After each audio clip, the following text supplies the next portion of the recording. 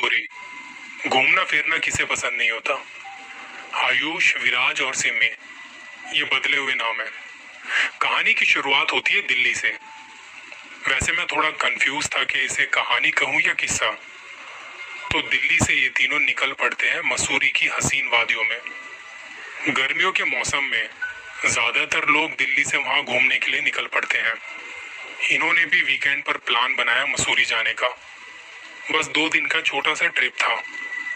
Swift गाड़ी थी इनकी। ड्राइव करते हुए कुछ ही घंटों में वहां पहुंच जाते हैं। रात को निकले थे दिल्ली से और सुबह सुबह पहुंच गए। होटल बुक किया और थोड़ा आराम किया।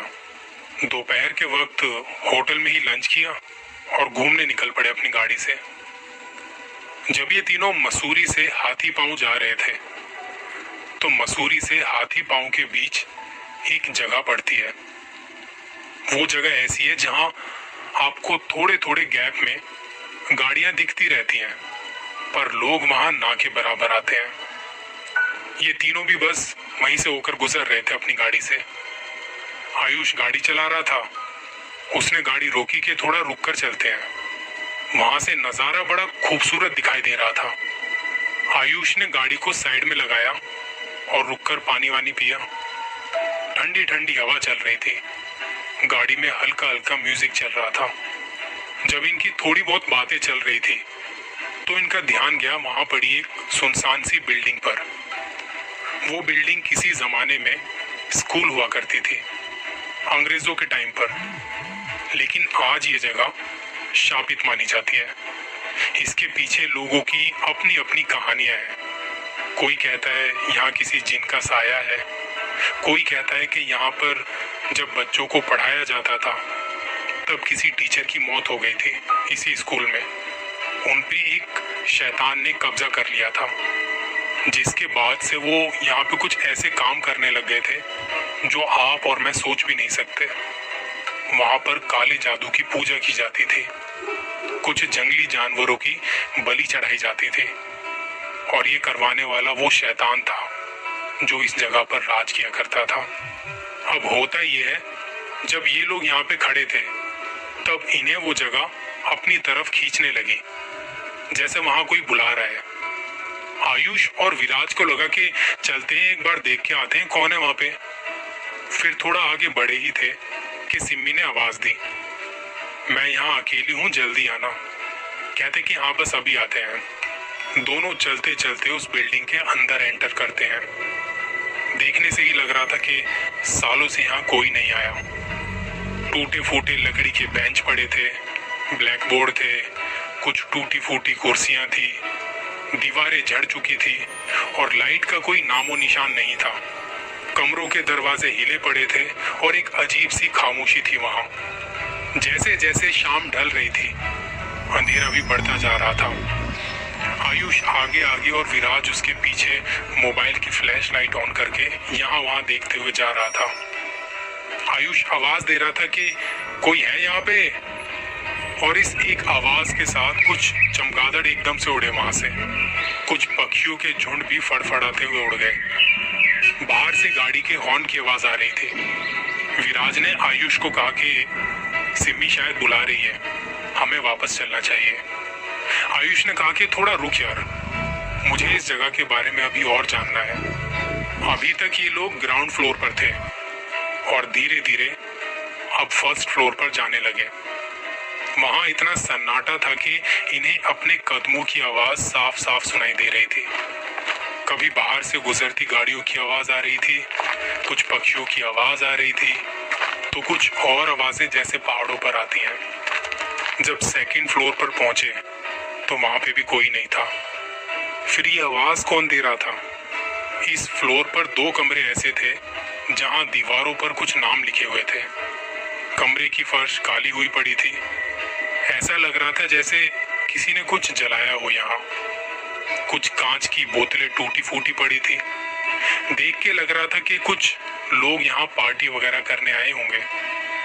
वहां एक लाइन से कमरे बने हुए थे।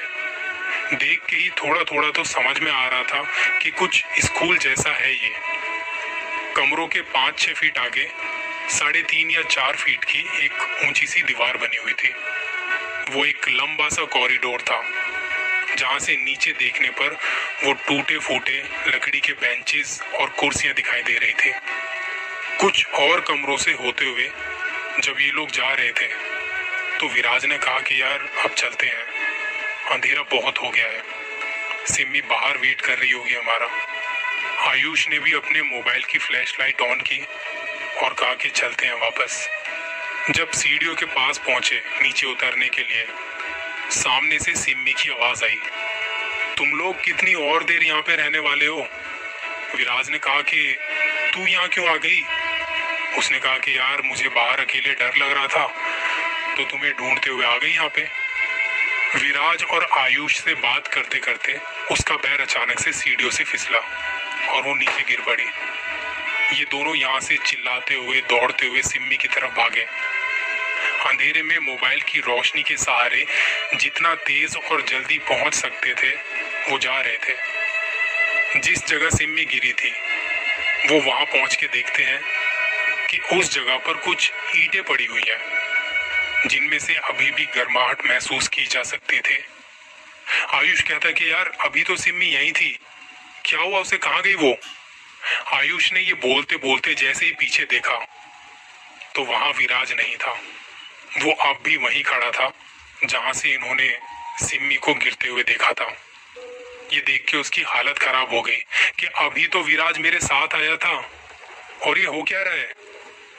वो गुस्से में रोते रोते कह रहा था कि कौन है यहाँ, क्या चाहता है, हिम्मत है तो सामने आ। और तभी विराज की तरफ से कुछ आवाज आई। समझ नहीं आ रहा था कि वो कहना क्या चाहता है। आयुष उसकी तरफ देख ही रहा था कि पीछे से किसी ने उसके कंधे पर हाथ रखा। झट से उसने मुड़ के देखा तो वो विराज था। क्या हुआ, तुझे इतना डरा हुआ क्यों है? यार मैं कुछ बोल नहीं पाऊंगा, जल्दी चल बाहर, यहाँ से बाहर चलते हैं। विराज कहता कि मैं तो पहले ही कह रहा था कि चल यहाँ से, ये जगह सही नहीं है। तभी ऊपर के कमरे से सिम्मी की आवाज आने लगी, कहाँ हो तुम लोग, अंधेरा हो गया, चलो। आयुष जो पहले से ही इतना डरा हुआ था उसने कहा कि तू सुन रहा है, सिम्मी की आवाज आ रही है।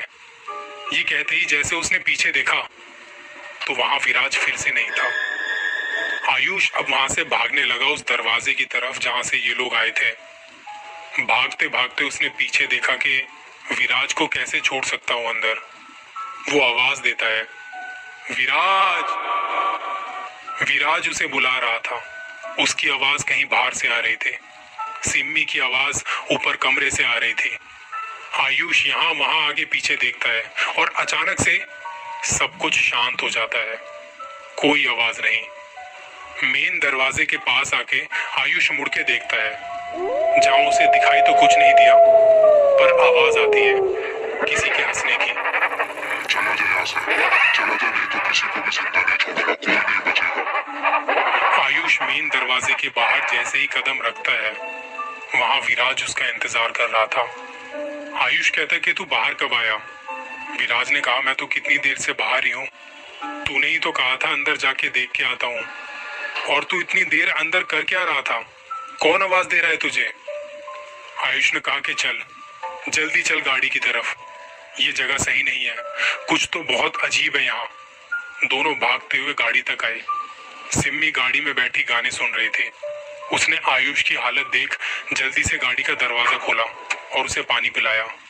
आयुष पीछे की तरफ जाके लेट गया और सिम्मी विराज के साथ आगे बैठ गई।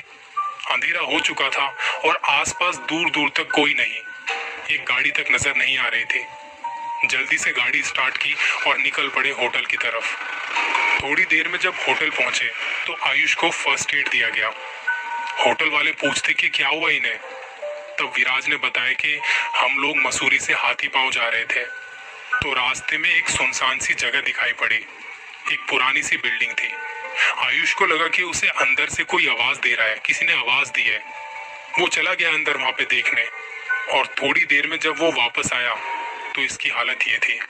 हमें तो कुछ समझ ही नहीं आ रहा था कि अब क्या करें।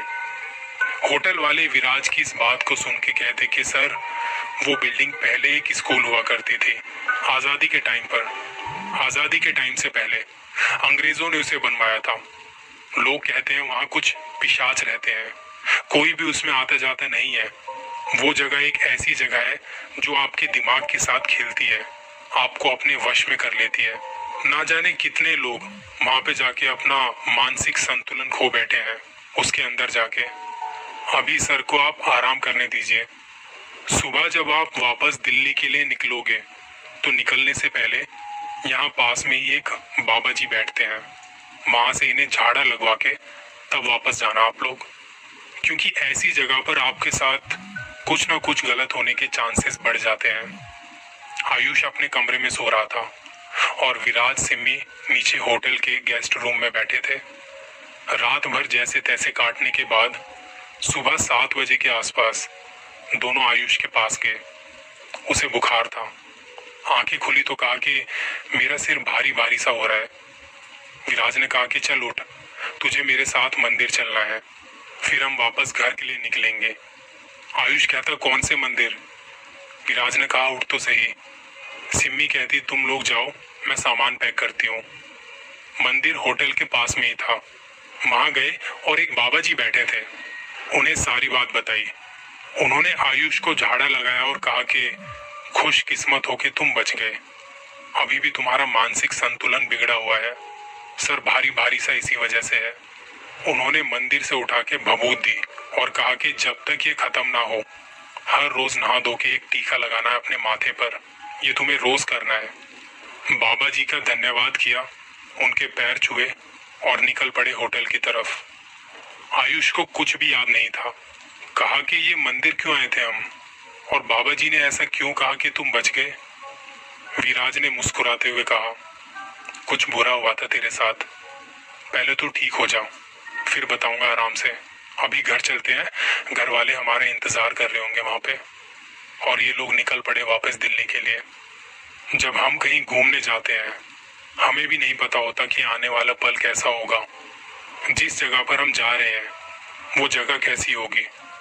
हो सके तो वहां के लोकल लोगों से जरूर पूछ लें एक बार, ताकि जब आप घर वापस आओ